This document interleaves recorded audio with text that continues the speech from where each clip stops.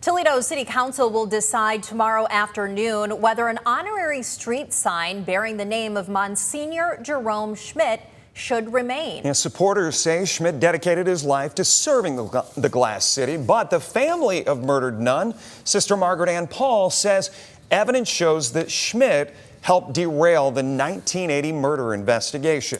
11 investigates reviewed police records, trial testimony, church documents, and conducted interviews for months with key people connected to the case. Lead investigator Brian Duggar has a preview. Everything changed on April 19th, 1980. Deputy Chief Ray Vedder brought Monsignor Jerome Schmit to the police station. That's in the trial transcript. They stopped the interrogation of Father Gerald Robinson. Tomorrow's vote isn't about whether Monsignor Jerome Schmit served Toledo well. Even Sister Margaret Ann Paul's family acknowledges that he did. Instead, council members must decide whether evidence uncovered over the past 2 decades changes how the city should remember him. The Diocese of Toledo stands behind Monsignor Jerome Schmit as an honored Toledo citizen and worthy of acknowledgement. No competent authority has ever suggested that Monsignor Schmit ever engaged in any wrongdoing. The diocese says Schmit simply helped a priest accused of murder, but records reviewed by 11 investigates tell a more complicated story. And those records show Father Gerald Robinson signed 2 separate written waivers stating he understood his rights, did not want an attorney, and was willing to answer detectives' questions. Yet investigators testified his interview ended after Monsignor Schmit arrived at police headquarters. Our dad told us repeatedly over the years that following marathon sessions with the detectives, we're getting nowhere trying to get a confession or gather further information from Robinson. And my dad requested that Monsignor come in, meet with Robinson to try to get further information.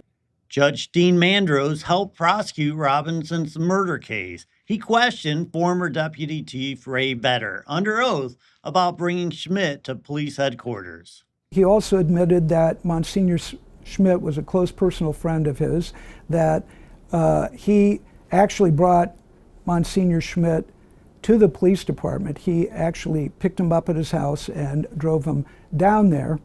But for some reason, his memory was hazy about whether he's the one that allowed him to walk in, interrupt the interview with Robinson. Detectives Arthur Marks and William Keena testified Robinson's questioning ended that day.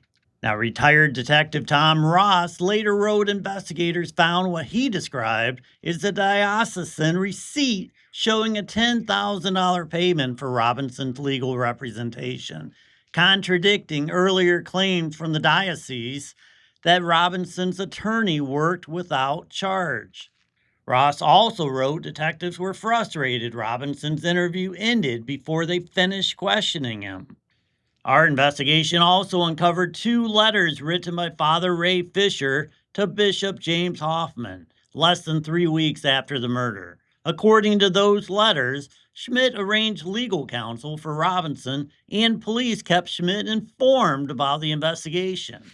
That's part of our secret. You don't tell anybody anything about that day. Then there's Peggy Lester. The former Mercy Hospital employee says she saw Robinson leaving the chapel area around the time Sister Margaret Ann was killed. She later told investigators Bishop James Hoffman asked her to stay silent.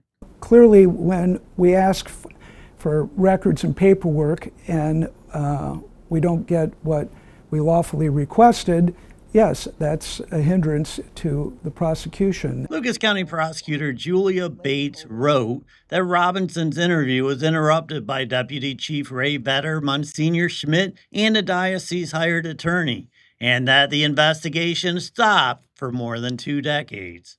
Now, tomorrow afternoon, City Council members will decide whether that evidence outweighs Monsignor Schmit's decades of service to Toledo. My aunt deserves better than this. We all do. My family suffered through this tragedy since 1980. Now, I received copies this morning of the emails and letters on this issue that have been sent to council. There have been 17 so far, 11 in favor of removing the sign. Now, when council votes tomorrow, it will require 7 votes for that to happen. We'll be there to let you know the result. Reporting in studio, this is Brian Duggar for 11 Investigates.